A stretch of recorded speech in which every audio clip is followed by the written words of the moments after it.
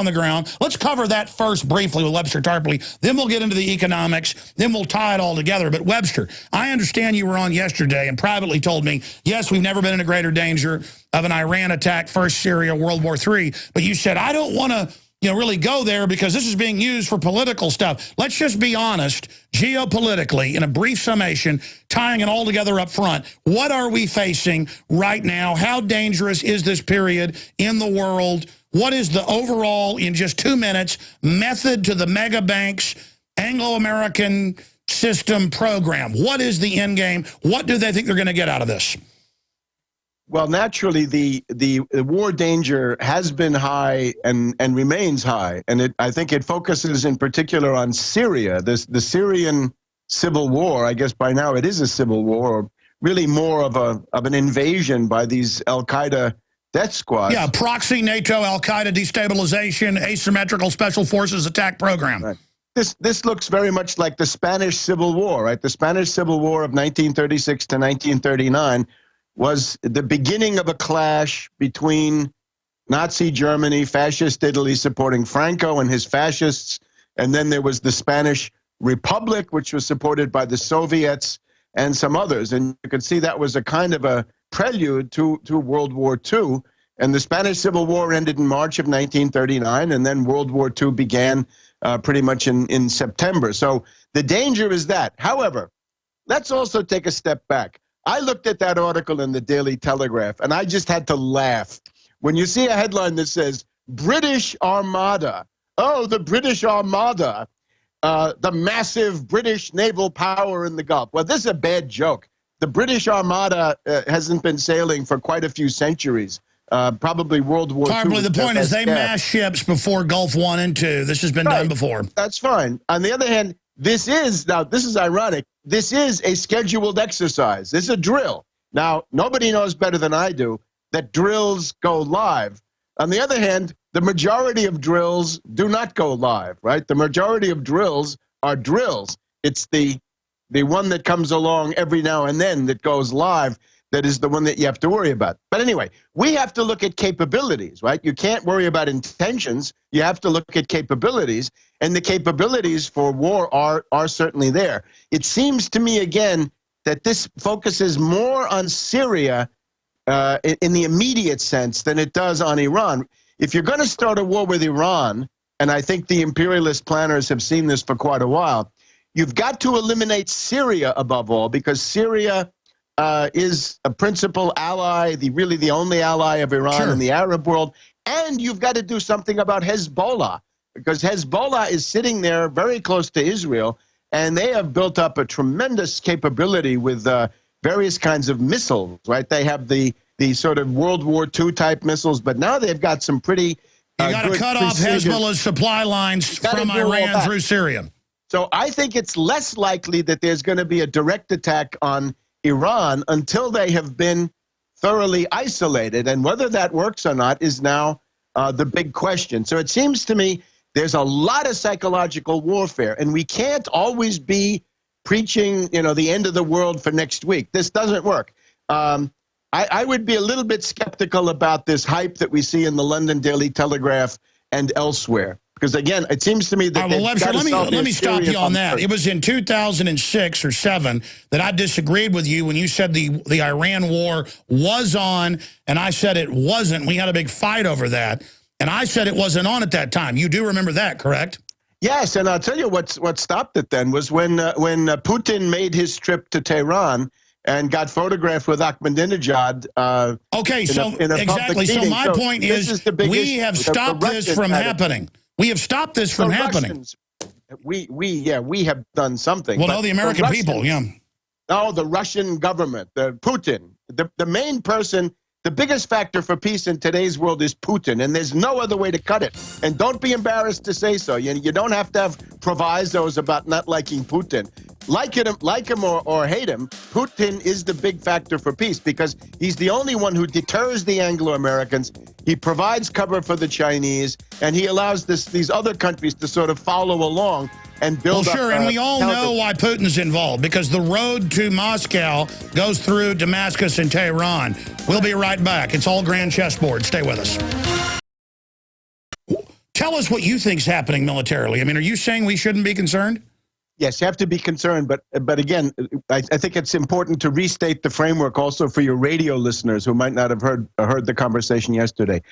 I would say this is the Romney campaign. In other words, if you want to know who's blowing up the Middle East right now, the Romney campaign is doing that. And the Romney campaign means not some little group of people in Boston who put out press releases and schedule campaign events, but it means this complex of forces, in particular in the intelligence community, that want Romney in and Obama out. And that seems to be the majority of the, or at least the most active part of the intelligence community. It goes to this CIA Mormon Mafia. There's a CIA Mormon Mafia, an FBI Mormon Mafia. The CIA Mormon Mafia would come into it in the following way. The ambassador in Libya, who happened to be at the consulate in Benghazi, or actually at a safe house attached to the consulate in Benghazi, was killed by this group called Ansar al-Sharia, as far as can be told. So Ansar al-Sharia is just the Libyan Islamic fighting group, or Al-Qaeda in the Islamic Maghreb, under a new name. And the head of that is this guy Kumu. And I wrote about Kumu a year and a half ago. Kumu was part of the Islamic Emirate of Derna. In other words, a terrorist principality that had been created by this guy Hasidi Hassadi Belhaj. All these guys have multiple names. The groups have multiple names. You have to get used to this. They're all moving targets. But this Kumu appears to have given the order, or actually carried it out himself, so that his professionally trained veterans who have been fighting in Libya, a lot of them have been fighting in Syria, they went and killed Ambassador Stevens, not even at the consulate, as I understand it, but at this nearby safe house. Now, Kumu was in Guantanamo for 5 years. He was trained. He was prepared for his new career. The only way you get out of Guantanamo is if you swear that you're going to do what the CIA tells you to do from then on for the rest of your life. And that's what Kumu undoubtedly did. No, I mean, they've had suicide bombers, everything. They come out of there. They admittedly have a CIA base within the base where they engage, this is even mainstream news, in mind control, drugging. They've got drugs where they can stop your heart and then sit there and have you beg. While, I mean, just incredible what they do. Right. So if Kumu kills Ambassador Stevens, the question has to go to the CIA, and I would say in particular to the CIA Mormon Mafia, the people in the CIA who feel that their careers will be favored by Romney, and they will, because there will be unbelievable Mormon nepotism. Look, I got to say this, Webster. I want to get into the economy.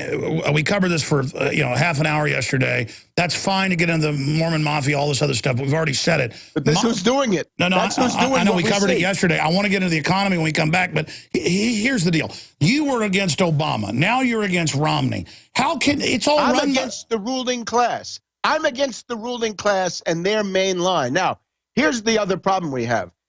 If you want to take power, you need to have a political movement, an independent political movement with a program to take power.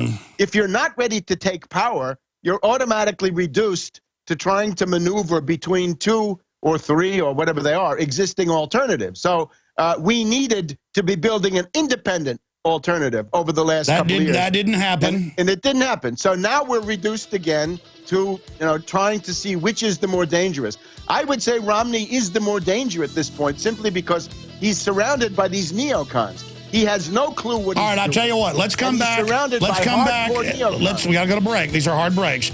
Come back and do 5 minutes on Romney again. But then I really want your take. You're in a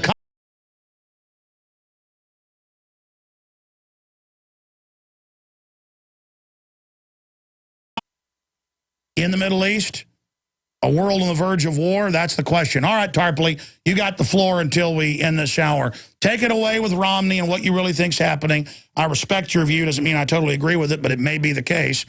The system's certainly starting to turn against Obama at certain levels. And, in the media, normally that's lapdog is like really grilling him on these ridiculous statements that, the few protesters killed the ambassador and the Navy SEALs.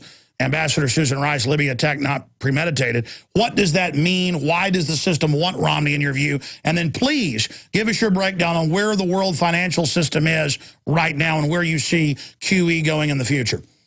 Well, the Wall Street establishment, it seems, wants Romney. He's one of them, after all. He's a hedge fund hyena. He's a corporate raider. He's a vulture capitalist, and he's the kind of guy that will not only give them what they want in terms of loot, which Obama has largely done, but he'll also give them the honor in society that Obama can't give them because it would screw up Obama's relations with his own base. They generally object to Obama not so much for what he does, but for what he says, right? Obama's got to cover his left flank by bad-mouthing Wall Street, and they don't want that anymore. They want everything. They want the loot and the honor. They want to be hailed as the saviors of the country. So we've gone through, I think, that without the CIA and without that CIA Mormon Mafia, I would strongly guess, you couldn't have Kumu and that group of, let's say, Guantanamo trainees coming to kill the ambassador Stevens in Benghazi. Notice that the extreme reactionaries and neocons are now putting out that the ambassador was homosexual, as if this somehow made this less of a crime. It's a very, very strange thing. So you'd have to look at homophobic forces in the intelligence community. I think it takes us back to precisely that same group. So you mentioned the National Security Agency, or should I say Google. You mentioned Google refusing to take down this stupid, scurrilous film. They have merged practically with the NSA, as you pointed out. And let's not forget, Dan Senior, who is now one of the top advisors to the Romney campaign. Dan Senior is the guy who tells Paul Ryan what to say, what to do on foreign policy. Dan Senior was attached to Google, I think, in a pretty high post. The other side of it that I think is important is, where does this film come from? Forget about Sam Basile. Forget about this character, Nakula, that's the same person, allegedly. This is a little fish. This is some kind of a drug pusher who's gone into a deal with the feds, and he's therefore a controlled witness. No, he's the classic snitch that they use to put people in prison. He's a classic cutout. Right, but he's not. This is not the essential person. The person who actually signed for the permit to make the film and put out the casting call and actually had the premises, the studio where this was done, is this other guy, Nasrallah. And Nasrallah is a Coptic Christian. The Christians of Egypt are the Copts, and he's a big Coptic activist. And then we get right to the main issue, which is he's part of this thing called the Islamophobia network. And this has been written up. There's a study of this by the Center for American Progress. Just look up Islamophobia network, and you'll get all the names of these people. A lot of people would know Pamela Geller. She's sort of the chairwoman of this thing. It's international. They have Geert Wilders in Holland, a racist politician who just lost the elections at the beginning of last week. And they have something called Stop the Islamization of America, SIOA. And then they have another one called, and this is funny, Stop the Islamization of Nations, SION. So Zion, same difference, I guess. But you can see what this is. This is a group of people, I think, motivated by hatred, right? They're Islamophobic, but they're Islamophobic with a very definite agenda. And one of the people in this group, the thing that makes this most important is that John Bolton appears at their rallies, right? They had a rally. This was the group that put up a big fight about this mosque near Ground Zero, near the former World Trade Center in Lower Manhattan in August and September of 2010. They were feeling their oats. They had a big conference. Nasrallah was a speaker, the Copt who essentially made the movie, and then Ambassador Bolton, right, or Secretary Bolton. Now, Bolton is the guy who would probably be Secretary of State for Romney. So he's meshed with these scurrilous individuals in the Islamophobia network. So I think that's pretty clear, right, that you can look at it and say this movie or trailer or whatever it is a production of the Romney campaign. They did this. And I think it would be important for media to delve into this more, because it's a real scandal. Otherwise, all of the other rioting and stuff is either spontaneous, because there is this capability to get these things going in a spontaneous way, or it's the CIA or British or NATO networks saying let's go out in the streets. Now, a couple of things that could be at work here. Since the person involved making the movie against Muhammad is a Coptic Christian, this sets up something really serious for Egypt, right? Coptic Christians are about 10% of the population of Egypt. If you get some kind of an explosion there, that could become really, really bloody and really, really ugly, and that would destabilize Egypt. That would essentially be a civil war in Egypt, and that may be what these Anglo-American lunatics are looking for. The other thing, which I think is extremely important, is you have to remember that Saudi Arabia and Qatar and Bahrain and Kuwait and Oman and probably Jordan and Morocco also, the monarchies of the Arab world, these are reactionary monarchies, absolute monarchies, but especially Saudi Arabia, Bahrain, and maybe Qatar, but that group, the Gulf, they are on the verge of revolution. And this would be a real revolution. This would not be a fake color revolution, a fake Arab Spring that doesn't change anything. Sure. Remember, a revolution means an institutional change. You overthrow a monarchy, that's a revolution. You end slavery, that's a revolution, right? But in this case, they probably have both, right? They have household slavery as well as absolute monarchy. One of the effects of changing the subject is to help the Saudi royal house, frankly. As long as people are running around saying freedom and democracy, human rights, that's really bad for the Saudi monarchy, right? That puts the tremendous pressure on them, as well as on these fakers in Bahrain, right? The royal family there, and then the ones in Qatar, right, who do Al Jazeera. The Al Jazeera, right, trumpets human rights and democracy to the world, and that's an absolute monarchy with no election. Let me just stop you. And CNN's had their own producers quit and say when they're in Qatar and they're machine gunning men, women, and children, CNN will not let that go on the news with little CIA Anderson Cooper, the twit. But let's just stop. But let me inject this. To finish the point, just the idea is these countries, these monarchies use anti-Israeli, anti-U.S. as a way to keep themselves in power. In other words, if I'm out there demonstrating against the House of Saud, that's bad for the House of Saud. But what they can say now is go out and demonstrate against the U.S. Of course, go out, those infidels, they're no good. This is a way to relieve the tremendous pressure building up on the Saudi monarchy and these crazy absolute monarchies in these Gulf Emirates. No, I agree with you. And this is my next point. We've got to get into the economy, Tarpley. I really want to get your take on that, Doc. Is that people ask why the West helped trigger some of the first parts of the Arab Spring. That was because with their Google predictive programming, they admit that they know when dollar devaluation globally causes food prices to go up, where people are making $2 a day on average, and 60% of their money goes to food. You're not just now hungry, you're starving. That's going to cause unrest, so they want to trigger it to try to direct it. And so that's why they've tried to have it be a Sunni-based, Saudi Arabian-backed takeover and have it be sectarian revolution instead of economic revolution. Do you agree with that statement? I would just correct a couple of things. The reason the price of oil goes up and the reason the price of food goes up is speculation, speculation, speculation. Which is dollar devaluation. No, it's not the same thing. It's direct speculation in these markets using derivatives. Sure, but the QEs has also made prices go up globally. That's not debated. Nobody's willing to admit. None of the people writing in these financial newspapers. Well, I don't care if they don't admit it. There is inflation caused by the monetization of debt. Yeah, but the main reason those prices are going up is because of credit derivatives and other derivatives that are used. Yeah, but because dollars aren't worth anything, everybody's rushing into farmland and food and all that. That's also compounding it. Yeah, but I don't think that's the main thing. Okay, but listen, let's not argue about little bitty points. Get into the economy. Where is it globally? Okay, go ahead. Where is the economy worldwide right now with this announcement of unlimited QE?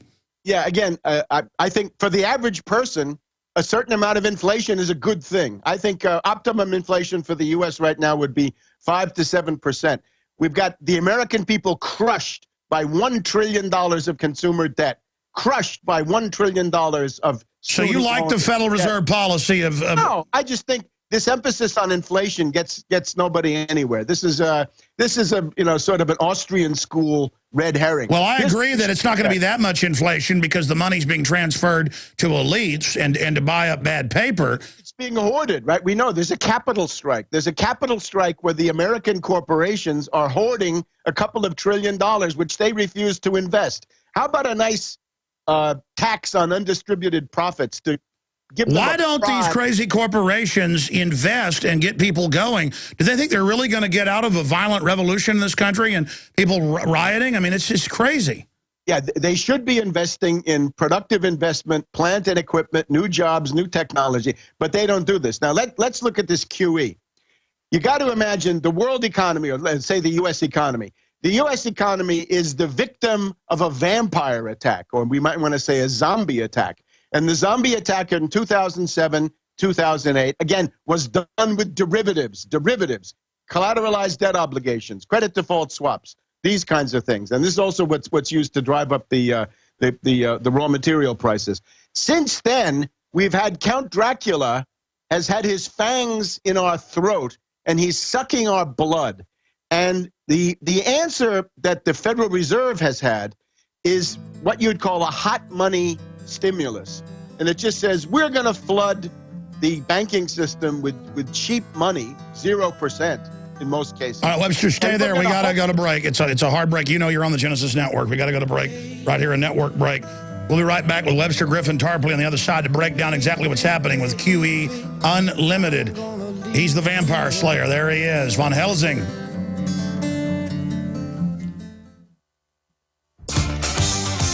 Okay, Webster, you got interrupted there by the break. Dr. Webster Griffin Tarpley, tarpley.net. You can follow his Twitter and Facebook there. Our Twitter and Facebook are also linked at Infowars.com. Real Alex Jones at Twitter. Going back to Webster. Webster, please continue in this short segment and the one little segment coming up. Then Max Kaiser's joining us to get into the economy in depth. You were making the point about the vampire has been sucking on us lovingly. Telling us that we've got a vampire on us because we're bad people, but if we'll just give the vampire more blood, he'll fix everything. So this vampire is a black hole. No amount of blood will ever satisfy the undead. Well, as you said, you coined the term, I think, zombie banks 10 years ago, or I think that's attributed to you. Zombies are quite popular now, so maybe it's fitting we're ruled by zombie banks, Webster.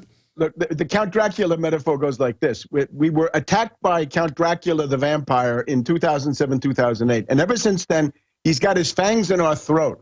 Now, along comes Bernanke, and Bernanke says, oh, let's give a transfusion to the poor victim. Except they don't give the transfusion directly into the victim, us, the economy.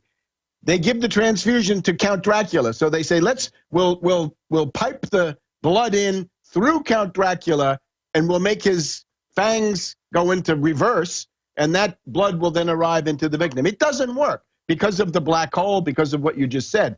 The mass of kited, bankrupt derivatives in the zombie banks, in the too big to fail money center banks of Wall Street, absorbs all the liquidity. Or they take hot money, that's what the Fed is generating. The hot money flees overseas. It goes to the hottest speculative market, right? Be it Kuala Lumpur or Warsaw or whatever it is. It flies there. So this is what also brings down the dollar. The dollar is weakened to some degree because of the effects of the system. So where is it headed? Do you agree with Kaiser that we're going to have a huge implosion by next April? Let's see. Let's just go through what the alternatives are. What could you do to fight this depression? One is have an immediate deflationary crash, right? That's what Ron Paul wanted. He said, let's go back to the good old days of the crash of 1920 that brought the world Mussolini. I'm sorry, that's not a good one. Then we have a consumer-led Keynesian stimulus, which is pretty much what the stimulus, right? The Obama-Pelosi stimulus of 2009 payoffs to all their friends. That's better. That has some effect. But ultimately, as soon as because Rachel Maddow does go out and buy some pants and things like that. No, I mean, but there were things. The main thing in there that was good was aid to the states so that the states could maintain their payrolls of policemen, firemen, teachers, and people that we need to keep human civilization going. But unfortunately, that doesn't get you an economic recovery. Then the third possibility is this hot money, which is what the Fed has been doing. I want the fourth possibility. My fourth possibility is this. Take that QE3, take that money, and it's practically 0%, and use that to buy bonds from American states that want to build hard infrastructure. But that would actually build America up. We can't do that. That would, yeah, but that's what you want. That's what we should be campaigning for. Not to abolish the Fed. No, don't abolish the Fed. We nationalize it. Nationalize it. Well, yeah, they take the power of the purse back into Congress and then give that to the states. Yeah. It's not even the power of the purse, right? The power of the purse is in the Treasury. We need a national bank. And the national bank. Yeah, but Webster, the Congress controls the power of the purse, as you know. Yeah, and that's the way this should be. In other words, the Treasury is one thing under congressional. But see, that doesn't let them pick winners and losers. They'd rather rule a pile of skulls than live in paradise. You'd be picking winners and losers in this sense. You'd be saying 0% credit does not go to zombie banks, hedge fund hyenas anymore. We've tried it. For the past 4 years, Bernanke has been offering. Oh no, they won't even give federal. They won't even give the federal contracts to small businesses, and the law says they should. Just stay there, Webster. One more minute. I want you to have 5 more minutes to finish up your statement on the economy. Then we'll get Max Kaiser's take on this. Let me tell you, we're in some crazy times. Stay with us. When you're talking about global financial meltdown and possible giant increased wars in the Middle East is already bedlam. Webster, I know you're trying to get out solutions here. And I got to say, if you're going to have quantitative easing, it should go to the states. And it should go to 0% loans to the public instead of foreign banks that have hijacked our country. I mean, what you're saying is true. I cannot disagree with you. You're 100% right. And I want to have you back up. You know, things are so important right now. If you want to come back on, I'm taking off Friday to take my son bird hunting. I promised him forever. But if you'd like to come on sometime next week or maybe even Wednesday or Thursday or something, we'll see, you know, to continue just on solutions. We did that a few weeks ago for an hour and a half. People really enjoyed that talk on InfoWars Nightly News. But I understand you're trying to put out solutions here, but talking to you privately, I mean, I really want your view on this.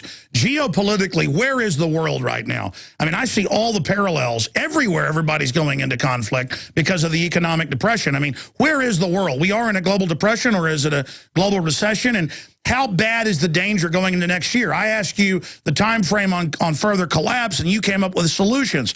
Look, I get you want to give us solutions. I want your prognosis on the economy.